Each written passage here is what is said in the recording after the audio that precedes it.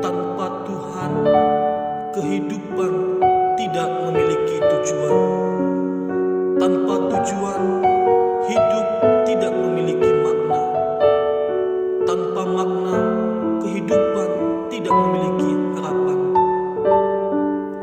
Dalam suka maupun duka, di atas gunung atau di lembah, dalam tangis ataupun tawa, dalam berkat maupun pencobaan, Tuhan selalu ada di sana.